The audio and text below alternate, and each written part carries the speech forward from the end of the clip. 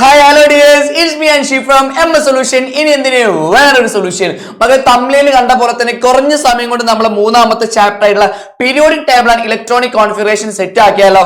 So ഈ ചാപ്റ്ററിൽ എന്തൊക്കെയാണ് സർ പഠിക്കാനുള്ളത്? എന്തായാലും മക്കളെ ഫസ്റ്റ് പഠിക്കാനുള്ളത് 3 ക്വാണ്ടം നമ്പേഴ്സ് ആണ്. ഒന്നാമത്തത് പിടിച്ചോ, ഇപ്പൊ തന്നെ നോട്ട് ചെയ്ത് വെച്ചോട്ടോ. ഒന്നാമത്തെ അവിടെ പ്രിൻസിപ്പൽ ക്വാണ്ടം നമ്പർ. അപ്പൊ ഒന്നാമത്തെ ക്വാണ്ടം നമ്പർ ഏതാ ചോദിച്ചാൽ പ്രിൻസിപ്പൽ ക്വാണ്ടം നമ്പർ ആണ്. രണ്ടാമത്തെ ചോദിച്ചാൽ അസിമുതൽ ക്വാണ്ടം നമ്പർ കിട്ടിയല്ലോ. മൂന്നാമത്തെ ചോദിച്ചാൽ മാഗ്നറ്റിക് ക്വാണ്ടം നമ്പർ. ഈ 3 ക്വാണ്ടം നമ്പേഴ്സ് ആണ് ഈ ചാപ്റ്ററിൽ ഫസ്റ്റ് പഠിക്കാനുള്ള എക്സാമിന് എപ്പോഴും വരുന്ന ഭാഗം കിട്ടുമല്ലോ. അങ്ങനെയാണെങ്കിൽ ഓരോന്നും നമ്മൾ നോക്കി പോകാം, അവിടുന്ന് എക്സാമ്പിൾ വെച്ച് ചെയ്തിട്ട് തന്നെ പോകാം കേട്ടോ. സോ പ്രിൻസിപ്പൽ ക്വാണ്ടം നമ്പർ എന്ന് പറഞ്ഞു കഴിഞ്ഞാൽ ലെറ്റർ ഏതാ ചോദിച്ചാൽ N ആണ്. ഏതാടാ?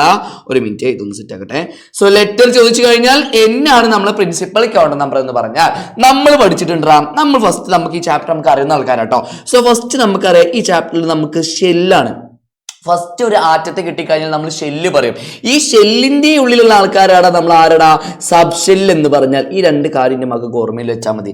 ഷെല്ലും ഉണ്ട്, സബ് ഷെല്ലും ഉണ്ട്. എന്റെ മകൾക്ക് ഷെല്ല് ഏതൊക്കെ അറിയാം? K shell, L shell, M shell, N. ഇതാണ് ഷെല്ലുകൾ എന്ന് പറഞ്ഞാൽ. സബ് ഷെല്ല് ഏതൊക്കെ പഠിച്ചത്? S, P, D, F. നമ്മൾ പഠിച്ച ആൾക്കാരായതുകൊണ്ടോ സാർ ഇങ്ങനെ പറയുന്നത്. അപ്പൊ ഷെല്ലുണ്ട്, സബ് ഷെല്ലുണ്ട്. അപ്പൊ ഫസ്റ്റ് ഷെല്ലാണ്, രണ്ടാമത്തതാ സബ് ഷെല്ല്. അപ്പൊ പ്രിൻസിപ്പൽ ക്വാണ്ടം നമ്പർ എന്ന് പറഞ്ഞു കഴിഞ്ഞാൽ ഷെല്ലുകളെ റെപ്രസെന്റ് ചെയ്യാനാണ് നമ്മളെ പ്രിൻസിപ്പൽ ക്വാണ്ടം നമ്പർ ഉപയോഗിക്കുക. കിട്ടിയല്ലോ. ഷെല്ലുകളെ പറയാനാണ് നമ്മളെ പ്രിൻസിപ്പൽ ക്വാണ്ടം നമ്പർ യൂസ് ചെയ്യുക. അപ്പൊ n = 1 എന്ന് പറഞ്ഞാൽ K ഷെല്ലാണ്. n = 2 എന്ന് പറഞ്ഞാൽ L ഷെല്ലാണ്. n = 3 എന്ന് പറഞ്ഞാൽ M ആണ്. 4 എന്ന് പറഞ്ഞാൽ N ആണ്. പരിപാടി കഴിഞ്ഞു, സെറ്റ് ആണല്ലോ. അങ്ങനെയെങ്കിൽ സർ രണ്ടാമത്തെ ക്വാണ്ടം നമ്പർ ഏതാടാ? അസിമുതൽ ക്വാണ്ടം നമ്പർ ആണ്. സോ അസിമുതൽ ക്വാണ്ടം നമ്പർ എന്ന് പറയുമ്പോൾ തന്നെ അസിമുതൽ മുതൽ എന്ന് പറയുമ്പോൾ L കിട്ടുമല്ലോ. സോ L എന്നാണ് നമ്മൾ അസിമുതൽ ക്വാണ്ടം നമ്പറിനെ നമ്മൾ പറയുന്നത്. കിട്ടിയിട്ടോ? ബുദ്ധിമുട്ടില്ല കേട്ടോ. അപ്പൊ അസിമുതൽ ക്വാണ്ടം നമ്പർ എന്തിനെ പറയാം? ഫസ്റ്റ് നമ്മൾ പ്രിൻസിപ്പൽ ക്വാണ്ടം നമ്പർ ഷെല്ല് കഴിഞ്ഞു, രണ്ടാമത് സബ് ഷെല്ലല്ലേ. So azimuthal quantum number use ചെയ്യുന്നത് സബ് ഷെല്ലുകളെ റെപ്രസെന്റ് ചെയ്യാനാണ്. സോ എന്റെ മക്കൾ പഠിച്ചു വെച്ചോളാം. അസിമുതൽ ക്വാണ്ടം നമ്പർ അഥവാ L വാല്യൂ സ്റ്റാർട്ട് ചെയ്യുന്നത് 0-ൽ നിന്നാണ്, 0-ൽ നിന്നാണ്. അപ്പൊ L = 0 എന്ന് പറഞ്ഞു കഴിഞ്ഞാൽ ഫസ്റ്റ് സബ് ഷെല്ലാണ് പൊട്ടിക്കുക, S സബ് ഷെല്ല്. ഇനി L = 1 എന്ന് പറഞ്ഞാലോ P സബ് ഷെല്ല്. L = 2 എന്ന് പറഞ്ഞാലോ D സബ് ഷെല്ല്. L = 3 എന്ന് പറഞ്ഞാലോ F സബ് ഷെല്ല്. ഇത് മാറൂല കേട്ടോ. ഇത് ഇങ്ങനെ തന്നെ പഠിച്ചു വെച്ചോളാം. L വാല്യൂ പഠിക്കാൻ നാളത്തെ എക്സാമിന് പോകണ്ട കേട്ടോ. അപ്പൊ ഈ ഒരു കാര്യം കിട്ടി. അസിമുതൽ ക്വാണ്ടം നമ്പർ സബ് ഷെല്ലിനെ പറയാനാണ്. അപ്പൊ 2 ക്വാണ്ടം നമ്പർ നമ്മൾ പഠിച്ചു, പ്രിൻസിപ്പലും പഠിച്ചു, അസിമുതലും പഠിച്ചു. അങ്ങനെയാണെങ്കിൽ ഇവിടെ 3 ക്വസ്റ്റ്യൻസ് ഉണ്ട്. ഇതിൽ നമുക്ക് ഫസ്റ്റ് 3s ചെയ്യാം. 3s ഇന്റെ മക്കൾ N വാല്യൂ കണ്ടെത്താ, L വാല്യൂ കണ്ടെത്തട്ടോ. നോക്കിക്കോ, ഇങ്ങനെ ഒരു ക്വസ്റ്റ്യൻ കിട്ടിക്കഴിഞ്ഞാൽ ഈ മുന്നിൽ എഴുതുന്ന നമ്പർ ആയിരിക്കും N വാല്യൂ. അതാ മുന്നിൽ എഴുതുന്നതാണ് ഷെൽ നമ്പർ, ഷെല്ലിന്റെ നമ്പർ. സോ ഈ മുന്നിൽ എഴുതുന്ന ഈ 3 ആണ് നമ്മൾ ഇവിടുത്തെ എന്ത് വരിക? N വാല്യൂ ആയിട്ട് വരിക. പക്ഷേ കിട്ടി. അപ്പൊ ഇവിടെ 3 എന്ന് കിട്ടും. ഇനി സബ് ഷെല്ല് ഏതാടാ? S സബ് ഷെല്ലാണ്. S സബ് ഷെല്ലിന്റെ L വാല്യൂ എത്രയിടാം? L വാല്യൂ എന്ന് പറഞ്ഞു കഴിഞ്ഞാൽ സർ 0 അല്ലേ? ഇത് നമുക്ക് അറിയാം. അപ്പൊ നമ്മൾ സമയം കളയേണ്ട ആവശ്യമില്ല. അപ്പൊ 0 കിട്ടി. ഇനി അടുത്ത് പോകാം. ഇവിടെ N വാല്യൂ എത്രയിടാ? 2 ആണ്. L വാല്യൂ എത്ര വരിക? P എന്ന് സബ് ഷെല്ലാകുമ്പോൾ അവൻ്റെത് 1 ആണ് വരിക. പരിപാടി കഴിഞ്ഞു. ഇനി ഇവൻ്റെത് N വാല്യൂ മുന്നിൽ എഴുതുന്ന നമ്പർ 4 ആണ്. L വാല്യൂ എത്രയുടെ വരിക? F ആയതുകൊണ്ട് അവൻ്റെത് 3 ആണ്. പരിപാടി കഴിഞ്ഞു. ഇത്രയേ ഉള്ളൂ. അപ്പൊ പ്രിൻസിപ്പൽ ക്വാണ്ടം നമ്പറും അസിമുതൽ ക്വാണ്ടം നമ്പറും നമ്മൾ എന്ത് ചെയ്തു? ക്രിസ്റ്റൽ ക്ലിയർ ആയിട്ട് നമ്മൾ എഴുതിയിട്ടുണ്ട്. ബുദ്ധിമുട്ടില്ല കേട്ടോ. ഇനി മൂന്നാമത്തെ ക്വാണ്ടം നമ്പർ ആണ് magnetic quantum number. Magnetic quantum number represent ചെയ്യുന്ന ലെറ്റർ ചോദിച്ചാൽ M ആണ് കേട്ടോ. M ആണ്. സോ ഓർബിറ്റൽ ഓറിയന്റേഷൻ ഒക്കെ കണ്ടു കഴിഞ്ഞാൽ ഇന്റെ മക്കൾ കണ്ടെത്തേണ്ടത് മാഗ്നറ്റിക് ക്വാണ്ടം നമ്പർ ആണ്. M = 2L + 1. പഠിച്ചു വെച്ചോ. ഇക്വേഷൻ എന്താ ചോദിച്ചാൽ മാഗ്നറ്റിക് ക്വാണ്ടം നമ്പർ കാണാനുള്ള ഇക്വേഷൻ സമവാക്യം ചോദിച്ചാൽ 2 × L + 1 ആണ്. 2 എന്ന് പറഞ്ഞാൽ കോമൺ ആണ്, +1 എന്ന് പറഞ്ഞാൽ കോമൺ ഇക്വേഷനാ. ഇവിടുത്തെ Lന്റെ മക്കൾ നോക്കുക, ഈ L ആണ് ക്വസ്റ്റ്യൻ പേപ്പറിൽ മാറുക. സോ ഇവിടെ നോക്കിക്കഴിഞ്ഞാൽ ഇവിടെ നോക്കണ ഒരു ക്വസ്റ്റ്യൻ ഉണ്ട്, 2P എന്ന് പറഞ്ഞ ഒരു ക്വസ്റ്റ്യനാണ്. ഈ 2P എന്ന് പറഞ്ഞ ക്വസ്റ്റ്യനിന്റെ മക്കൾ നോക്കിക്കഴിഞ്ഞാൽ N വാല്യൂ എത്ര കിട്ടുക? സോ 2 ആണ് സർ. മുന്നിൽ എഴുതുന്ന 2 കിട്ടും. L വാല്യൂ എത്ര കിട്ടുക? Pയുടെ എത്രയുടെ? 1 ആണ് സർ. അങ്ങനെയാണെങ്കിൽ മാഗ്നറ്റിക് ക്വാണ്ടം നമ്പർ കാണാനുള്ള ഇക്വേഷൻ 2L + 1 അല്ലേ? അപ്പൊ 2 × L വാല്യൂ ഇവിടെ 1 ഉണ്ട്. 2 × 1 + 1. സോ 2 × 1 എന്ന് പറഞ്ഞാൽ 2 ആ. 2 + 1 എന്ന് പറയുമ്പോൾ 3. അപ്പൊ മാഗ്നറ്റിക് ക്വാണ്ടം നമ്പർ 3. ഇങ്ങനെയാണ് കണ്ടെത്തേണ്ടത്. അപ്പൊ മൂന്നാമത്തെ ക്വാണ്ടം നമ്പർ ആയുള്ള മാഗ്നറ്റിക് ക്വാണ്ടം നമ്പർ പഠിച്ചു, ഇക്വേഷൻ മാത്രം പഠിച്ചിട്ട് പോയിക്കോട്ടെ. അത് നേരെ കൺവേർട്ട് ചെയ്യാൻ പറ്റിയ സെറ്റ് ആണ് സർ. അങ്ങനെയാണെങ്കിൽ if the L value of the sub shell is 2, ഏത് റെപ്രസെന്റ് ചെയ്യാനുള്ള ക്വസ്റ്റ്യൻ വരാട്ടോ. L വാല്യൂ എന്ന് പറഞ്ഞു കഴിഞ്ഞാൽ 2 ആണ്. ഏത് സബ് ഷെല്ലാണ് എന്നാ ചോദിച്ചത്? സോ L ഈക്വൽ ടു 0 എന്ന് പറഞ്ഞാൽ S ആണ്, 1 എന്ന് പറഞ്ഞാൽ P ആണ്, 2 എന്ന് പറഞ്ഞാൽ D ആണ്. സോ ഇവിടെ ഏത് സബ്ഷെല്ലാണ് വരിക? D സബ്ഷെല്ലാണ് വരിക. ക്ലിയർ അല്ലേ? അങ്ങനെയാണെങ്കിൽ ഒരു ക്വസ്റ്റ്യൻ പിടിച്ചോ. എങ്ങനെ ക്വസ്റ്റ്യൻ വരിക അറിയോ? നോക്കിക്കോ. N values equal to 3, L values equal to 0 represent ചെയ്യാൻ നമുക്ക് പറയും. ഏത് സബ്ഷെല്ലാണെന്ന് പറയും. എങ്ങനെയാണ് സെർച്ച് ചെയ്യുക? എന്റെ മക്കൾ ശ്രദ്ധിക്കേണ്ട കാര്യം, ഈ മുന്നിൽ എഴുതുന്ന N വാല്യൂ എന്ന് എഴുതില്ല, ഈ എൻഡിന്റെ വാല്യൂ ആണ് ഫസ്റ്റ് ആയിട്ട് നമ്മൾ എഴുതി കൊടുക്കേണ്ടത്. സോ നമ്മൾ 3 എന്ന് ഫസ്റ്റ് എഴുതി. ഇനി ശ്രദ്ധിക്കേണ്ട കാര്യം, L വാല്യൂ 0 എന്നല്ലേ പറഞ്ഞത്? 0 എന്ന് പറയുമ്പോൾ വിച്ച് സബ്ഷെൽ? ഏത് സബ്ഷെല്ല? S സബ്ഷെല്ലാണ്. So 3S എന്നതായിരിക്കും. പരിപാടി കഴിഞ്ഞു. സെറ്റാ. ഇതിന്റെ മക്കൾ ഇത് മാത്രം പഠിച്ചു പോയാൽ മതി. 3 കോണ്ടന്റ് നമ്പേഴ്സ് സെറ്റാണ്. ഇത് മാത്രം നോക്കിയിട്ട് പോയിക്കോ. സെറ്റാണല്ലോ, ബുദ്ധിമുട്ടില്ലല്ലോ. ഇത് നേരെ അടുത്തിലോട്ട് പോട്ടെ. ഇതുമായി ബന്ധപ്പെട്ട അടുത്താണ് സബ്ഷെല്ലുകളുടെ ഇലക്ട്രോൺ പൂരണം. അതായത് നമുക്കറിയാം, നമ്മൾ 4 സബ്ഷെൽസ് ഉണ്ടാവും. ഈ സബ്ഷെല്ലുകളിൽ ഏതൊക്കെ എത്ര അക്കോമഡേറ്റ് ചെയ്യാൻ പറ്റിയ ഇലക്ട്രോൺസിന്റെ എണ്ണം പഠിക്കാതെ പോകരുത്. S സബ്ഷെല്ലാണെങ്കിൽ 2 ഇലക്ട്രോൺസേ അക്കോമഡേറ്റ് ചെയ്യാൻ പറ്റുള്ളൂ, 2 ഇലക്ട്രോൺസേ കൊള്ളുള്ളൂ. P ആണെങ്കിൽ അത് 6 ഇലക്ട്രോൺസ് ആണ്, D ആണെങ്കിൽ 10 ഇലക്ട്രോൺസ് ആണ്, F ആണെങ്കിൽ അത് 14 ഇലക്ട്രോൺസ് ആണ്. അപ്പൊ ഇതൊന്ന് ഫസ്റ്റ് പഠിച്ചോളെ. S ൽ എത്ര ഇലക്ട്രോൺസ് കൊള്ളും? 2 ആണ്. P ൽ അത് 6 ആണ്, D ൽ അത് 10 ആണ്, F ൽ അത് 14 ആണ്. ഫസ്റ്റ് S ൽ 2 ആണ്, പിന്നെ അതിന്റെ കൂടെ 4 കൂട്ടി പോയാൽ മതി. നമുക്ക് ഇലക്ട്രോൺസിന്റെ എണ്ണം കിട്ടും. ബുദ്ധിമുട്ടില്ല സർ, സെറ്റ് ആണ്. ഇനി എന്റെ മക്കൾ എന്തായാലും നമ്മൾ പഠിച്ചൊരു ഭാഗമാണ് സബ്ഷെൽ ഇലക്ട്രോണിക് കോൺഫിഗറേഷന്റെ ഇലക്ട്രോൺ ഫില്ലിങ്ങിന്റെ ആ ഒരു വഴി പഠിച്ചതല്ലേ? First 1s 2s 2p 3s 3p ഇതുവരെ എന്റെ മക്കൾക്ക് ഓക്കെ ആണെന്ന് നിങ്ങൾക്ക് അറിയാം. സെറ്റാ. 3p കഴിഞ്ഞാൽ പഠിച്ചു വെച്ചോട്ടോ, ഇനി ഡൗട്ട് ഇല്ല കേട്ടോ. 3p കഴിഞ്ഞാൽ ഇലക്ട്രോൺസ് ഫില്ലാകുന്നത് 4sലോട്ടാ. ഇത് ഷെൽ ഓർഡർ ആണ്, അവിടെ കിടക്കുക. ഇത് എനർജി ഓർഡർ, അവിടെ കിടന്നോട്ടെ. നമ്മൾ പഠിക്കുന്നത് 3p കഴിഞ്ഞാൽ ഇലക്ട്രോൺസ് ഫിൽ ആകുന്നത് 4sലോട്ടാണ്. 4s കഴിഞ്ഞിട്ടാണ് പിന്നെ 3dലോട്ട് വരുന്നത്. പഠിച്ചു വെച്ചോളട്ടാ. ഇനി ഇതിന് ഡൗട്ട് ഇല്ല കേട്ടോ. 3p കഴിഞ്ഞാൽ 4sലോട്ട്, 4s കഴിഞ്ഞിട്ടാണ് 3dലോട്ട് വരുന്നത്. നല്ലോണം നോക്കി വെച്ചോളട്ടോ. ഇനി നമുക്ക് എന്ത് ചെയ്യാം? 2 സബ്ഷെല്ലുകൾ തന്നിട്ട് അവന്റെ എനർജി ചോദിച്ചു കഴിഞ്ഞാൽ മക്കളെ വിട്ട് കളയരുത്, പരീക്ഷയ്ക്ക് വരും. 2 സബ്ഷെല്ലുകൾ തരുന്നു, അവരിൽ ഏറ്റവും എനർജി കൂടുതൽ ആർക്കാണ് എന്ന് ചോദിക്കും. ഈ ഒരു വേണ്ടല്ലോ, ഈ ഒരു വഴി ഉണ്ടല്ലോ, എനർജി കൂടി വരുന്ന ക്രമത്തിലാണ് നമ്മൾ ഇലക്ട്രോൺസിന്റെ ഫില്ലിംഗ് നടക്കട്ടോ.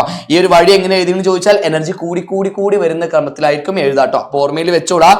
സോ അങ്ങനെയാണെങ്കിൽ സർ സിമ്പിൾ ആയിട്ട് നമുക്ക് പറയാം, 2 സബ്ഷെല്ലുകൾ തന്നിട്ട് അവന്റെ ഊർജ്ജം കാണാൻ ചോദിച്ചു കഴിഞ്ഞാൽ ഇക്വേഷൻ എന്താ അറിയോ? എന്റെ മക്കൾ ഇങ്ങനെ പഠിച്ചാൽ മതി. N+L. അതായത് N വാല്യൂയും L വാല്യൂയും കൂട്ടിക്കഴിഞ്ഞാൽ അതിൽ ഏറ്റവും ഹൈ ആർക്കാണ് കിട്ടുന്നത്? അവനായിരിക്കും ഏറ്റവും ഊർജ്ജം കൂടുതൽ. സോ ബുദ്ധിമുട്ടില്ലല്ലോ. സോ അങ്ങനെ നോക്കണം. ഇവിടെ 1s 2s ഉണ്ട്. ഈ 1sന്റെ നോക്കിക്കോട്ടെ, 1sന്റെ N വാല്യൂ L വാല്യൂ നമുക്ക് കണ്ടെത്തട്ടോ.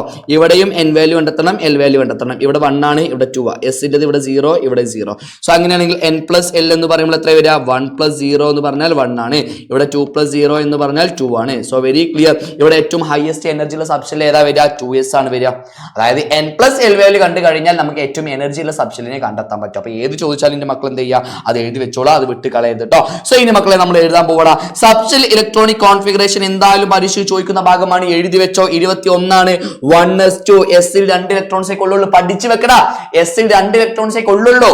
സോ ഇനി 2s2 വഴി പഠിച്ചോളാം, കാണാപ്പാടം പഠിക്കുക. 1s2 2s2 2p6 3s2 3p6 മക്കളെ. ഇനി നമുക്ക് ഡൗട്ട്, ഇനി സമയമല്ല, നാളെയാണ് എക്സാം. സോ ഈ 3p വരെ നമ്മൾ ഇലക്ട്രോൺസ് 18 ഇലക്ട്രോൺസ് പഠിച്ചു വെച്ചോളാം. 3p വരെ 18 ഇലക്ട്രോൺസാ വരിക.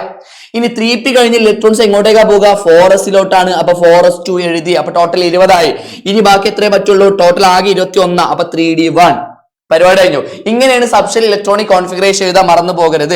സോ ഏതൊരു ക്വസ്റ്റ്യൻ കിട്ടിയാലും എന്റെ മക്കൾ എന്ത് ചെയ്യുക? എഴുതി വെച്ചോളാം. ഇനി സബ്ഷെൽ ഇലക്ട്രോണിക് കോൺഫിഗറേഷനെ മേ ബി ചുരുക്കരൂപം എഴുതാൻ പറഞ്ഞാൽ, ഷോർട്ട് ഫോം എഴുതാൻ പറഞ്ഞാൽ പഠിച്ചു വെച്ചോളാം. 2 ആളെ പഠിക്കുക. ഒന്ന് നിയോണ്, രണ്ടാമത്തെ ആർഗൺ. നിയോണിന്റെ ആറ്റോമിക് നമ്പർ 10 ആണ്, ആർഗന്റെ ആറ്റോമിക് നമ്പർ 18. ഈ 2 ആൾക്കാർ നോബൽ ഗ്യാസസ് ആണ്, അഥവാ 18ാമത്തെ ഗ്രൂപ്പിൽ ഉൾപ്പെടുന്ന മൂലകമാണ്, ഉത്കൃഷ്ടവാതകമാണ്. ഇവരെ വെച്ചിട്ടാണ് നമ്മൾ ഷോർട്ട് ഫോം എഴുതുക. ഒന്ന് പിടിച്ചോ. 1s2 2s2 2p6 3s2 ഇതാണ് ക്വസ്റ്റ്യൻ. അപ്പൊ ആറ്റോമിക് നമ്പർ ഇവിടെ 12 ആണ്. ഇവനെ ഷോർട്ട് ആക്കാൻ പറഞ്ഞാൽ എത്രയാണോ ആറ്റോമിക് നമ്പർ അതിന്റെ തൊട്ട് മുന്നിലുള്ള നോബൽ ഗ്യാസസ് ഉത്കൃഷ്ടവാതകം എടുക്കുക. ഇവിടെ 12 ആണ് ആറ്റോമിക് നമ്പർ ആയിട്ട് വന്നിട്ടുള്ളത്. 12ന്റെ തൊട്ട് മുന്നിലുള്ള നോബൽ ഗ്യാസ് എന്ന് പറഞ്ഞു കഴിഞ്ഞാൽ ആരാടെ വരിക? 18 വരുമോ? വരൂല സർ, 10 ആയിട്ടുള്ള നോബൽ ഗ്യാസ് ആണ് വരിക. സോ ആ നോബൽ ഗ്യാസ് നമ്മൾ ഇവിടെ എഴുതുന്നു നിയോണ്. ഈ 2 ബ്രാക്കറ്റ് കൊടുക്കുന്നു. നിയോണിന്റെ ആറ്റോമിക് നമ്പർ എത്ര നമുക്ക് ഓർമ്മ ഉണ്ട്? 10 ആണ്. ആ 10 ഇലക്ട്രോൺസിനെ നമ്മൾ എന്ത് ചെയ്യുന്നു? ഇലക്ട്രോണിക് കോൺഫിഗറേഷൻ കളയാം.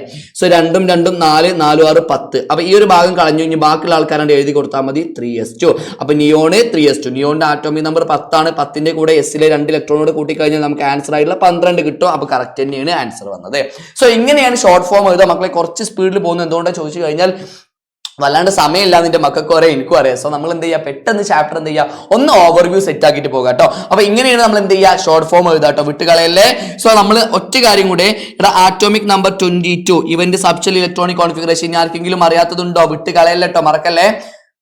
സ്ലൈഡ് ഒന്നില്ലേ, ഓക്കെ റെഡിയാ നോക്കിക്കോ. ഫസ്റ്റ് നമ്മൾ 1s വഴി എഴുതുന്നു, 1s 2s 2p, അടുത്തത് 3s 3p. 3p കഴിഞ്ഞാൽ ഇലക്ട്രോൺസ് പോകുന്നത് 4sലോട്ട്, അത് കഴിഞ്ഞാൽ 3dയിലോട്ട്. ഇങ്ങനെയാണ് സാർ. ഇനി ഇലക്ട്രോൺസിനെ കൊടുക്കാം. എസ് എവിടെ കണ്ടാലും 2 ഇലക്ട്രോൺസ്, 1s2 2s2. p എവിടെ കണ്ടാലും അതിൽ 6 ഇലക്ട്രോൺസ്.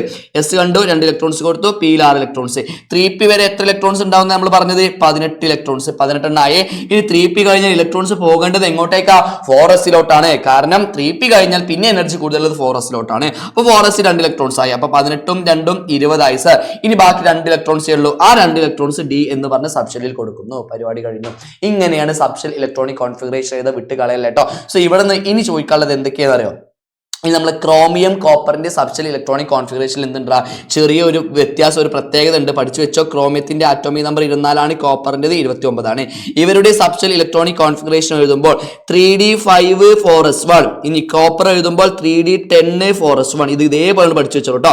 ക്രോമിയത്തിന്റെയും കോപ്പറിന്റെയും electronic configuration subshell electronic configuration എഴുതുമ്പോൾ ഈ രീതിയിലാണ് വരിക. അതായത് ഡി എന്ന് പറഞ്ഞ സബ്ഷെൽ ഒന്നില്ലെങ്കിൽ ഹാഫ് ഫില്ലിഡോ അല്ലെങ്കിൽ ഡി എന്ന് പറഞ്ഞ സബ്ഷെൽ ഫുൾ ഫില്ലിഡോ ആകും. കാരണം അവർക്ക് സ്റ്റെബിലിറ്റി കൈവരിക്കാനാണ്, സ്ഥിരത കൈവരിക്കാൻ വേണ്ടിയിട്ടാണ് അങ്ങനെ ചെയ്യുന്നത്. എസിൽ നിന്ന് ഒരു ഇലക്ട്രോണിന് കടം വാങ്ങിയിട്ട് 5 ഇലക്ട്രോൺ ആകുന്നു. ഇവിടുന്ന് എസിൽ നിന്ന് ഒരു ഇലക്ട്രോണിന് കടം വാങ്ങിയിട്ട് 10 ഇലക്ട്രോൺസ് ആക്കുന്നു. പഠിച്ചു വെച്ചോളൂ കേട്ടോ. അപ്പൊ ക്രോമിയത്തിന്റെയും കോപ്പറിന്റെയും ഇലക്ട്രോണിക് കോൺഫിഗറേഷൻ എന്നാൽ അവസാനം ഇങ്ങനെയാണ് എന്നുള്ളതിന്റെ മക്കൾ എന്ത് ചെയ്യുക, പറഞ്ഞങ്ങോട്ട് പഠിച്ചോളൂ, അത് വിട്ട് കളയരുത്. ഇനി ഈ ചാപ്റ്റർ റിവിഷനിക്ക് വരരുത് കേട്ടോ. ക്ലിയർ ആക്കിയിട്ടാണ് പോവുക. ഓക്കെ ആണ് സാർ, ബുദ്ധിമുട്ടില്ല. അങ്ങനെയാണെങ്കിൽ ഇനി നമുക്ക് നോക്കാനുള്ളത് ബ്ലോക്കുകളാണ്. എത്ര സബ്ഷെല്ലാണ്, ഇങ്ങനെ ഷോർട്ടായി പഠിക്കാം. എത്ര സബ്ഷെല്ലാണ് എന്റെ മക്കൾ പഠിച്ചത്, അത്ര ബ്ലോക്കുകളുള്ളത്. 4 സബ്ഷെല്ലാണ് പഠിച്ചത്, എസ് പി ഡി എഫ്. ഇത് തന്നെയാണ് ബ്ലോക്കുകൾ. അപ്പൊ 4 ബ്ലോക്കാണുള്ളത്, S block, D block, P block, F block. Periodic ടേബിളിൽ താഴെയുള്ള ആൾക്കാരാണ് നമ്മളെ എഫ് ബ്ലോക്ക് എന്ന് പറഞ്ഞു കഴിഞ്ഞാൽ. പീരിയോഡിക് ടേബിളിന്റെ ഒന്നാമത്തെ ഗ്രൂപ്പ്, ഫസ്റ്റ് ഭാഗം, ഒന്നാമത്തെ ഗ്രൂപ്പ്, രണ്ടാമത്തെ ഗ്രൂപ്പുമാണ് എസ് ബ്ലോക്ക് എന്ന് പറഞ്ഞു കഴിഞ്ഞാൽ. ഇനി പീരിയോഡിക് ടേബിളിന്റെ ഏറ്റവും അവസാനത്തെ ഭാഗം 13 മുതൽ 18 വരെയുള്ള ആൾക്കാരെ പറഞ്ഞ പേരാണ് പി ബ്ലോക്ക്. പീരിയോഡിക് ടേബിളിലെ സെന്റർ പോർഷനെ പറഞ്ഞ പേരാണ് ഡി ബ്ലോക്ക് അഥവാ ട്രാൻസിഷൻ എലമെന്റ് എന്ന് പറഞ്ഞു കഴിഞ്ഞാൽ. സോ ഇതിന്റെ മക്കൾ മനസ്സിലാക്കുക, ഒരു സബ്ഷെൽ ഇലക്ട്രോണിക് കോൺഫിഗറേഷൻ നിന്നിട്ട് അവരോട് എന്ത് ചോദിക്കൂടാ, 1s 2s 2p ഇങ്ങനെ നോക്കിക്കോട്ടോ. 1s 2s 2p 3s 3p, ഇനി ഇവിടെ 4s ഉണ്ട്, 3d ഉണ്ട്. എടാ ഈ 2 ക്വസ്റ്റ്യൻ മാത്രം പഠിച്ചാൽ മതി. ഇങ്ങനെ ഒരു ക്വസ്റ്റ്യൻ തന്നിട്ട് ഇവന്റെ ബ്ലോക്ക് ചെയ്ത്, ഗ്രൂപ്പ് ചെയ്ത്, പീരീഡ് ചെയ്ത് എന്നാണ് ചോദിക്കുക. സോ പഠിച്ചു വെച്ചോളാം. ബ്ലോക്ക് കണ്ടെത്താൻ ഏറ്റവും അവസാനത്തെ ഇലക്ട്രോൺ നിറയുന്ന സബ്ഷെല്ലായിരിക്കും ബ്ലോക്ക് വരിക. ഏറ്റവും അവസാനത്തെ ഇലക്ട്രോൺസ് ഏത് സബ്ഷെല്ലിലാണോ വരുന്നത് അവനാണ് ബ്ലോക്ക് എന്ന് പറഞ്ഞാൽ. സോ 1s2 2s2 2p6 ഇതാണെന്ന് വിചാരിക്കാം. 1s നിറഞ്ഞു 2sലോട്ട് പോയി, 2s നിറഞ്ഞു 2pലോട്ട് പോയി. അപ്പൊ ഏറ്റവും അവസാനത്തെ സബ്ഷെല്ലിൽ ഏതാ, പി ആണ് സർ. അപ്പൊ ബ്ലോക്ക് എന്ന് പറഞ്ഞു കഴിഞ്ഞാൽ പി ബ്ലോക്ക് ആയിരിക്കും. ബുദ്ധിമുട്ടില്ല.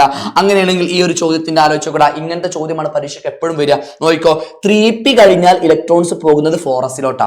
4s കഴിഞ്ഞിട്ടാണ് എങ്ങോട്ടേക്ക് വരുന്നത്, 3dയിലോട്ട് വരുന്നത്. ഇതാണ് ഈ ചാപ്റ്ററിൽ ഏറ്റവും കൺഫ്യൂസിംഗ് പാർട്ട്. ഇതാണ് പഠിച്ചു കഴിഞ്ഞാൽ പിന്നെ ബാക്കിയുള്ളൊക്കെ സിമ്പിളാ. അപ്പൊ 4s കഴിഞ്ഞിട്ടാണ് 3dയിലോട്ട് വരുന്നത്. അപ്പൊ ബ്ലോക്ക് ചോദിച്ചു കഴിഞ്ഞാൽ ഡി ബ്ലോക്ക് ആണ്. ബ്ലോക്ക് ചോദിച്ചാൽ ഡി ബ്ലോക്ക് ആണ്. അപ്പൊ ഏറ്റവും അവസാനത്തെ ഇലക്ട്രോൺസ് എവിടെയാണോ വരുന്നത് അവനായിരിക്കും ബ്ലോക്ക് എന്ന് പറഞ്ഞു കഴിഞ്ഞാൽ. ഇനി പീരീഡ് നമുക്കറിയാം. ഒരു പീരിയോഡിക് ടേബിളിലെ പീരീഡുകളുടെ എണ്ണം എത്രയാണ്, 7 ആണ്. സോ ഒരു സബ്ഷെൽ ഇലക്ട്രോണിക് കോൺഫിഗറേഷൻ കിട്ടിക്കഴിഞ്ഞാൽ ഇന്ന മക്കൾ എന്ത് ചെയ്താൽ മതി അറിയോ, നോക്കിക്കോ.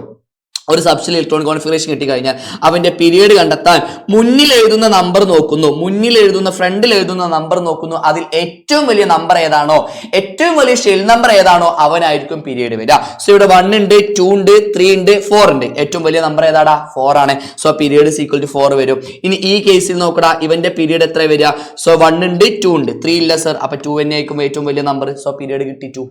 ഇത്രയുള്ള പരിപാടി. അപ്പൊ ബ്ലോക്കും പഠിച്ചു, പീരീഡും പഠിച്ചു. അങ്ങനെയാണെങ്കിൽ സർ ഒരു ക്വസ്റ്റ്യൻ കൂടെ പറഞ്ഞുതരാം. നോക്കിക്കോ, നല്ലോണം ശ്രദ്ധിച്ചോ. 1s 2s 2p 3s ഇതാണ് ക്വസ്റ്റ്യൻ എന്ന് വിചാരിക്കാം. ഇവന്റെ ബ്ലോക്കും കണ്ടെത്താ, പീരീഡും കണ്ടെത്താ. പഠിച്ചോളാം ബ്ലോക്കും പീരീഡും. സോ സിമ്പിൾ ആണ് സർ. ഇവിടെ നോക്കാം, എസ് നേരെ 2sലോട്ട് പോയി, 2s നേരെ 2pലോട്ട് പോയി, 2pയിൽ നിന്ന് നേരെ 3sലോട്ട് പോയി. അപ്പൊ ഏറ്റവും അവസാനത്തെ ബ്ലോക്ക് ഏതാ, എസ് ബ്ലോക്ക്, എസ് സബ്ഷെല്ലാണ്. സോ ബ്ലോക്ക് എസ് ആണ്. പീരീഡ് ഏറ്റവും വലിയ മുന്നിലെ നമ്പർ നോക്കിക്കഴിഞ്ഞാൽ 3 ആണ്. സോ പീരീഡ് 3 ആണ്. രണ്ടും കിട്ടിട്ടോ. സോ ഇനി മൂന്നാമത് പഠിക്കാനുള്ള ഗ്രൂപ്പ് നമ്പേഴ്സ് ആണ്. ഗ്രൂപ്പ് നമ്പേഴ്സ് എന്ന് പറഞ്ഞു കഴിഞ്ഞാൽ എസ് ബ്ലോക്ക് ആണെങ്കിൽ അവന്റെ തലന്റെ മുകളിൽ എത്രയാണോ നമ്പേഴ്സ് അത് തന്നെയായിരിക്കും ഗ്രൂപ്പ് നമ്പർ വരിക. സോ എസിന്റെ എസ് ബ്ലോക്ക് ആണെങ്കിൽ 1 or 2 മാത്രമേ ഗ്രൂപ്പ് നമ്പർ വരുള്ളൂ കേട്ടോ. എസ് ബ്ലോക്കിന്റെ അവസാനം അഥവാ 3S അവസാനം മുകളിൽ 1 ആണെങ്കിൽ അവന് ഗ്രൂപ്പ് നമ്പർ 1 ആണ്. അപ്പൊ എസ് ബ്ലോക്ക് ആണെങ്കിൽ 1 or 2 വരുള്ളൂ. ഇനി പി ബ്ലോക്ക് ആണെങ്കിൽ പഠിക്കുക, പിയിലെ ഇലക്ട്രോണുകളുടെ എണ്ണത്തോട് കൂടെ 12 കൂട്ടി കൊടുക്കുക. പിയിലെ ഇലക്ട്രോണുകളുടെ എണ്ണത്തോട് കൂടെ 12 കൂട്ടി കൊടുക്കുക. ഡി ബ്ലോക്ക് ആണെങ്കിൽ ഞാൻ ജസ്റ്റ് പറഞ്ഞു കേട്ടോ, ഡി ബ്ലോക്ക് ആണെങ്കിൽ ഡിയിലെയും എസിലെയും ഇലക്ട്രോണുകളുടെ എണ്ണം പിടിച്ചാണ് കൂട്ടുക. ഡി ബ്ലോക്ക് ആണെങ്കിൽ ഡിയിലെയും എസിലെയും ഇലക്ട്രോണുകളുടെ എണ്ണം പിടിച്ച് കൂട്ടിക്കഴിഞ്ഞാൽ ഗ്രൂപ്പ് നമ്പർ കിട്ടും. സർ എങ്ങനെയാണ് ചെയ്യുക നോക്കിക്കോ, ഞാൻ പറഞ്ഞു കേട്ടോ. ഇനി ഓരോന്ന് പറഞ്ഞു ഞാൻ പോകുകയാണെ. 1s 2s 2p, ഇവിടെ 1s 2s2 2p5 ഇതാണ് ക്വസ്റ്റ്യൻ. എടാ ഇവന്റെ ബ്ലോക്ക് ചോദിച്ചു കഴിഞ്ഞാൽ നമുക്കറിയാം ഏറ്റവും അവസാനത്തെ സബ്ഷനിൽ പി ആണ്. അങ്ങനെയാണെങ്കിൽ ഇവന്റെ ഗ്രൂപ്പ് നമ്പർ കണ്ടെത്താൻ പറഞ്ഞാൽ പി ബ്ലോക്ക് ആണെങ്കിൽ പിയിലെ ഇലക്ട്രോണുകളുടെ എണ്ണത്തോട് കൂടെ 12 കൂട്ടുന്നു, ആൻസർ കിട്ടി 17ാമത്തെ ഗ്രൂപ്പാണ്. ഇങ്ങനെയാണ് നമ്മൾ കണ്ടെത്തേണ്ടത്. ബുദ്ധിമുട്ടില്ലല്ലോ, ഇങ്ങനെയാണ് നമ്മൾ കണ്ടെത്തേണ്ടത്. അങ്ങനെയാണെങ്കിൽ ഏറ്റവും കൂടുതൽ ചോദിക്കാൻ ചാൻസ് ഉള്ളതാണ് 1s2 2s2 2p6 3s2 3p6 ഇതുവരെ കഴിഞ്ഞു കഴിഞ്ഞാൽ നമുക്കറിയാം. ഇനി 4s2 3d6 ഇതാണെന്ന് വിചാരിക്കാം. ഇത് നമ്മൾ മനസ്സിലാക്കണം. ഇവിടുത്തെ ബ്ലോക്ക് ഏതാ ചോദിച്ചാൽ എന്റെ പൊന്നു മക്കൾ എസ് ബ്ലോക്ക് എന്ന് എഴുതരുത്. എസിൽ നിന്നും കഴിഞ്ഞിട്ട് 3ഡിയിലോട്ടാണ് ഏറ്റവും അവസാനം വരുന്നത്. So block equal to D block ആണ്. ഡി ബ്ലോക്ക് ആണെങ്കിൽ ഗ്രൂപ്പ് നമ്പർ കണ്ടെത്താൻ എന്ത് ചെയ്താൽ മതി അറിയോ? ഡിയിലെ ഇലക്ട്രോണുകളുടെ എണ്ണം തൊട്ടപ്പുറത്ത് എസിലെ ഇലക്ട്രോണുകളുടെ എണ്ണം പിടിച്ചു കൂട്ടുക. ഡിയിലെ 6 ഇലക്ട്രോൺ ആണ്, എസിൽ 2 ഇലക്ട്രോൺ ആണ്. രണ്ടൂടെ കൂട്ടിക്കഴിഞ്ഞാൽ 8 എന്ന് ഗ്രൂപ്പ് നമ്പർ കിട്ടും. ബുദ്ധിമുട്ടില്ല. ഇനി 1s2 2s1 ഇങ്ങനെയാണ് ക്വസ്റ്റ്യൻ. ഇവിടുത്തെ ബ്ലോക്ക് ചോദിച്ചു കഴിഞ്ഞാൽ നമുക്കറിയാം ഏറ്റവും അവസാനത്തെ സബ്ഷനിൽ എസ് ആണ്. എസ് ബ്ലോക്ക് ആണെങ്കിൽ അവന്റെ ഗ്രൂപ്പ് നമ്പർ എസിന്റെ തലിന്റെ മുകളിൽ എത്രയാണോ ഇലക്ട്രോൺ ഉള്ളത് അതായിരിക്കും. എസിന്റെ തലിന്റെ മുകളിൽ ഇവിടെ 1 ആണ്. So group number 1. മക്കളെ ഇത് മാത്രം പഠിച്ചിട്ട് പോയാൽ മതി. ഈ ഒരു സ്ലൈഡിന്റെ മക്കൾ കിട്ടിയിട്ടുണ്ടെങ്കിൽ സെറ്റ് ആണ്. വേറെ ഒന്നും നോക്കണ്ട. പി ബ്ലോക്കിൽ 12 കൂട്ടുക. ഡി ബ്ലോക്ക് ആണെങ്കിൽ D+S ആണ്. എസ് ബ്ലോക്ക് ആണെങ്കിൽ എസിന്റെ തലിന്റെ മുകളിൽ എത്രയാണോ അത് പിടിച്ച് പൊട്ടിച്ചോളാം. ഇനി S block elements. S block elements എന്ന് പറഞ്ഞു കഴിഞ്ഞാൽ ഏറ്റവും മനസ്സിലാക്കുക, എസ് ബ്ലോക്ക് എലമെന്റ് മൂല്യങ്ങളുടെ ബാഹ്യം എസ് സബ്ഷനിലെ ഇലക്ട്രോണുകളുടെ എണ്ണമാണ് ഗ്രൂപ്പ് നമ്പർ എന്ന് പറഞ്ഞു കഴിഞ്ഞാൽ. അവന്റെ പ്രത്യേകതകൾ പഠിക്കേണ്ട ജസ്റ്റ് നോക്കിയിട്ട് പോകട്ടെ. എസ് ബ്ലോക്ക് എന്ന് പറഞ്ഞു കഴിഞ്ഞാൽ പീരിയോഡിക് ടേബിളിലെ 1ാമത്തെ ഗ്രൂപ്പ് 2ാമത്തെ ഗ്രൂപ്പുമാണ്. സോ 1ാമത്തെ ഗ്രൂപ്പിലും 2ാമത്തെ ഗ്രൂപ്പിലും ഉൾപ്പെടുന്നു. 1ാമത്തെ ഗ്രൂപ്പിലെ നമ്മൾ ആൽക്കലൈൻ മെറ്റൽസ് എന്നും 2ാമത്തെ ഗ്രൂപ്പിനെ ആൽക്കലൈൻ എർത്ത് മെറ്റൽസും എന്നറിയപ്പെടുന്നു. രണ്ടെണ്ണം പഠിച്ചു കേട്ടോ. ഇനി +1 +2 ഓക്സിഡേഷൻ സ്റ്റേറ്റ് കാണിക്കുന്നു. അതായത് ഒരു കെമിക്കൽ റിയാക്ഷനിൽ ഏർപ്പെടുമ്പോൾ എസ് ബ്ലോക്ക് മൂലങ്ങൾ ഇലക്ട്രോൺസിനെ ലോസ് ചെയ്യാണ് ചെയ്യുക, ഇലക്ട്രോൺസിനെ വിട്ടുകൊടുക്കുകയാണ് ചെയ്യുക. അതുകൊണ്ടാണ് +1 +2 ഓക്സീകരണാവസ്ഥ കാണിക്കുന്നത്. ഇവരെല്ലാവരും കാണപ്പെടുന്നത് ഖരാവസ്ഥയിലാണ്, സോളിഡ് സ്റ്റേറ്റിലാണ് കാണപ്പെടുന്നത്. സെറ്റ് ആണല്ലോ. ഇനി പി ബ്ലോക്ക് എലമെന്റ്സ് എന്ന് പറഞ്ഞു കഴിഞ്ഞാൽ പഠിച്ചു വെച്ചോളാം. 13 മുതൽ 18 വരെയുള്ള ലോഹങ്ങൾ, 13 മുതൽ 18 വരെയുള്ള ഗ്രൂപ്പുകളാണ് നമ്മളെ പി ബ്ലോക്ക് എലമെന്റ്സ് എന്ന് പറഞ്ഞാൽ. ഇവിടെ ആരൊക്കെ ഉണ്ടാവും? ഇവിടെ മെറ്റൽസ് ഉണ്ടാവും, നോൺ മെറ്റൽസ് ഉണ്ടാവും, മെറ്റലോയിഡ്സ് ഉണ്ടാവും, ലോഹങ്ങൾ ഉണ്ടാവും, അലോഹങ്ങൾ ഉണ്ടാവും, ഉപലോഹങ്ങൾ ഉണ്ടാവും. ഈ 3 ആൾക്കാരും കാണപ്പെടുന്നത് പി ബ്ലോക്കിലാണ്. പിന്നെ ഏറ്റവും അവസാനത്തെ 18ാമത്തെ ഗ്രൂപ്പിലുള്ള നോബൽ ഗ്യാസസ് അഥവാ ഉത്കൃഷ്ടവാതങ്ങളും കാണപ്പെടുന്നത് നമ്മളെ പി ബ്ലോക്കിലാണ്. പഠിച്ചു വെച്ചോളൂ കേട്ടോ, ഓർമ്മയിൽ വെച്ചോളാം. സോ ഇനി ഏറ്റവും ഇമ്പോർട്ടന്റ് ആണ് ഡി ബ്ലോക്ക് എലമെന്റ്. ഈ ഡി ബ്ലോക്ക് എലമെന്റ് എന്ന് പറഞ്ഞു കഴിഞ്ഞാൽ 3 മുതൽ 12 വരെയാണ് മക്കളെ. 3 മുതൽ 12 വരെയുള്ള ഗ്രൂപ്പിലുള്ള എലമെന്റ്സിനെ പറഞ്ഞ പേരാണ് ഡി ബ്ലോക്ക് എലമെന്റ്സ് എന്ന് പറഞ്ഞാൽ. ഡി ബ്ലോക്ക് എലമെന്റ്സിനെ പറഞ്ഞ പേരാണ് ട്രാൻസിഷൻ എലമെന്റ്. എന്താ പറയാ? ട്രാൻസിഷൻ എലമെന്റ് അഥവാ സംക്രമണ മൂലകങ്ങൾ എന്ന് പറയുന്നു. നോട്ട് ചെയ്ത് വെക്കണേ. കളറുള്ള സംയുക്തങ്ങൾ, കളർ കോമ്പൗണ്ട്സ് ഉണ്ടാകുന്നത് എവിടെ ചോദിച്ചു കഴിഞ്ഞാൽ ഇവിടെയാണ്. പിന്നെ വേരിയബിൾ ഓക്സിഡേഷൻ സ്റ്റേറ്റ്, വ്യത്യസ്ത ഓക്സീകരണാവസ്ഥ കാണിക്കുന്നു, അതും ഇവർ തന്നെയാണ്. നിറമുള്ള സംയുക്തങ്ങൾ ഉണ്ടാകുന്നു. പിന്നെ ഡി ബ്ലോക്ക് മൂലകങ്ങളെല്ലാം ലോഹങ്ങളാണ്. പഠിച്ചു വെച്ചോളൂ കേട്ടോ.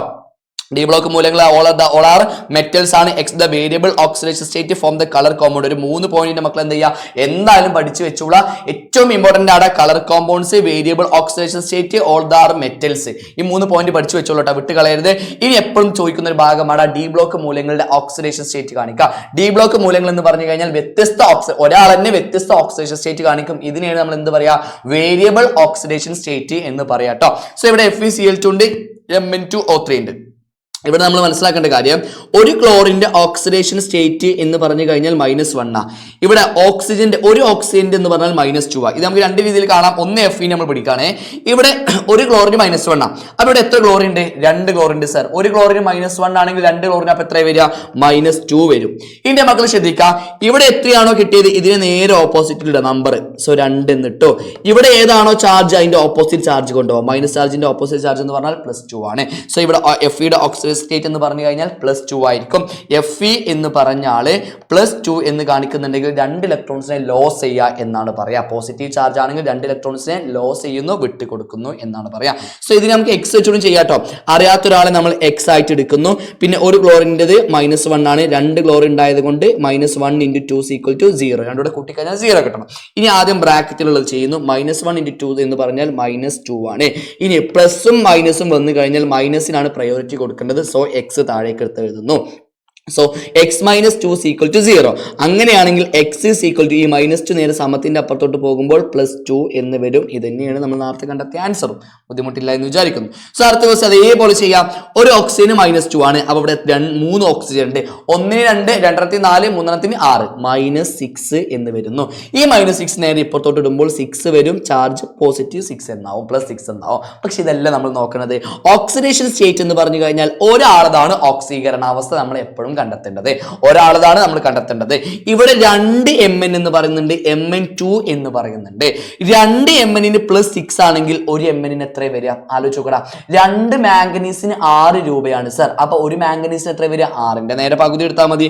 +3 എന്നായിരിക്കും ഇവിടുത്തെ ഓക്സിഡേഷൻ സ്റ്റേറ്റ് വരിക, ഓക്സീകരണാവസ്ഥ വരിക.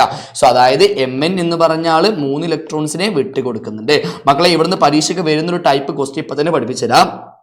Mn എടുക്കല്ലേ. Mn ആറ്റോമിക് നമ്പർ 25 ആട്ടോ. അവന്റെ സബ്ഷെൽ ഇലക്ട്രോൺ കോൺഫിഗറേഷൻ എഴുതാം. 1s2 2s2 2p6 3s2 3p6 3p6 കഴിഞ്ഞാൽ പിന്നെ 4s2 പിന്നെ 3d6. ഇതാണ് Mn. പക്ഷെ പരീക്ഷയ്ക്ക് ഇത് ചോദിക്കും. Mn ഫസ്റ്റ് എഴുതാൻ പറയും. പിന്നെ ഇങ്ങോട്ട് ചോദിക്കൂടാ Mn2+, പിന്നെ Mn4+. ഇതൊക്കെ പരീക്ഷയ്ക്ക് വരുന്ന ഭാഗം. സോ നോക്കിക്കോ ഇതെങ്ങനെ സെർച്ച് ചെയ്യാം. എടാ Mn2+ എന്ന് കണ്ടു കഴിഞ്ഞാൽ Mn എന്ന് പറഞ്ഞാൽ 2 ഇലക്ട്രോൺസിനെ വിട്ടുകൊടുക്കുന്നു, ലോസ് ചെയ്യുന്നു. Mn4+ എന്ന് കണ്ടു കഴിഞ്ഞാൽ Mn എന്ന് പറഞ്ഞാൽ 4 ഇലക്ട്രോൺസിനെ ലോസ് ചെയ്യുന്നു. ഈ 4 ഇലക്ട്രോൺസിനെ എവിടുന്ന വിട്ടുകൊടുക്കാറ്? ഏറ്റവും അവസാനത്തെ ഷെല്ലിൽ നിന്നാണ് വിട്ടുകൊടുക്കുന്നത്. സബ് ഷെല്ലിൽ നിന്നല്ല, ഏറ്റവും അവസാനത്തെ ഷെല്ലിൽ നിന്ന്. സോ ഏറ്റവും അവസാനത്തെ ഷെല്ല് എന്ന് പറഞ്ഞാൽ 4ാമത്തെ ഷെല്ല. അപ്പൊ Mn2+ എന്ന് പറയുമ്പോൾ 2 ഇലക്ട്രോൺസിനെ വിട്ടുകൊടുക്കണം. ആ 2 ഇലക്ട്രോൺസിനെ എവിടെ നിന്ന് വിട്ടുകൊടുക്കുക? ഫസ്റ്റ് S എന്ന് പറഞ്ഞ സബ് ഷെല്ലിൽ നിന്ന് വിട്ടുകൊടുക്കുക. അപ്പൊ S ഇവിടുന്ന് പോയിട്ടോ. S ഇവിടുന്ന് പോയിട്ട് ഇതായിട്ടുണ്ടാവും ഇവന്റെ ഉത്തരം. ബാക്കി വരുന്ന ഉത്തരം ഇതായിരിക്കും. 2 ഇലക്ട്രോൺസ് പോയി. ഇനി അടുത്തത് 4 ഇലക്ട്രോൺസിനെ വിട്ടുകൊടുക്കണം. 4 ഇലക്ട്രോൺസിനെ വിട്ടുകൊടുക്കുമ്പോൾ S ൽ നിന്ന് 2 പോകും. തൊട്ടുള്ളിലുള്ള എവിടെയാണ് ഉണ്ടാവുക? തൊട്ടുള്ളിലുള്ള D എന്ന് പറഞ്ഞാൽ 6 ഇലക്ട്രോൺസ് ഉണ്ട്. അതിന് 2 ഇലക്ട്രോൺസ് കൂടെ പോയി കഴിഞ്ഞാൽ ഇവിടെ വീണ്ടും 4 ഇലക്ട്രോൺസ് ആയി. അപ്പൊ അങ്ങനെ കൂട്ടിയും കുറച്ചും ചെയ്യാം മക്കളെ. ഈ ഒരു ക്വസ്റ്റ്യൻ പഠിച്ചു വെച്ചോളാം. ഇതിന്റെയൊക്കെ ഡീറ്റെയിൽ ആയിട്ട് നമുക്ക് എന്ത് ചെയ്യാം ഇന്നത്തെ എയറിന്റെ ലൈവിൽ പറയാം. സോ മക്കളെ അടിപൊളിയായിട്ട് ഇരിക്കുക. ഇപ്പൊ ഇങ്ങനത്തെ ഒരു ക്വസ്റ്റ്യൻ കൂടെ പഠിച്ചു വെക്കുക. പിന്നെ എപ്പോഴും എക്സാമിന് വരുന്ന സംഭവമാണ് ഡി ബ്ലോക്ക് മൂല്യങ്ങൾ എന്തുകൊണ്ടാണ് വേരിയബിൾ ഓക്സിഡേഷൻ സ്റ്റേറ്റ് അഥവാ വ്യത്യസ്ത ഓക്സീകരണാവസ്ഥ കാണിക്കാൻ കാരണം എന്ന് ചോദിക്കും. സോ ഡി ബ്ലോക്ക് മൂല്യങ്ങളുടെ അവസാനത്തെ പെനൾട്ടിമേറ്റ് ഡി സബ്ഷെല്ലും തൊട്ടു അപ്പുറത്തുള്ള എസ് സബ്ഷെല്ലും തമ്മിൽ ചെറിയ എനർജി വ്യത്യാസം മാത്രമേ ഉള്ളൂ. അതുകൊണ്ടാണ് transition element only slight energy difference between the outermost S subshell and the penultimate D subshell. അവസാനത്തെ എസ് സബ്ഷെല്ലും തൊട്ടുള്ളിലുള്ള ഡി സബ്ഷെല്ലും തമ്മിൽ ചെറിയ ഊർജ്ജ വ്യത്യാസം മാത്രമുള്ളത് കൊണ്ടാണ് ഇവർ വേരിയബിൾ ഓക്സിഡേഷൻ സ്റ്റേറ്റ് കാണിക്കാൻ കാരണം. സോ മക്കളെ ഇത്രയും കാര്യങ്ങൾ ഈ ചാപ്റ്റർ നന്നായിട്ട് ഇരുന്ന് പഠിക്കുക. സോ ഇനി അടുത്തൊരു കണ്ടന്റ് വീഡിയോയുമായിട്ട് കാണാം. Okay bye.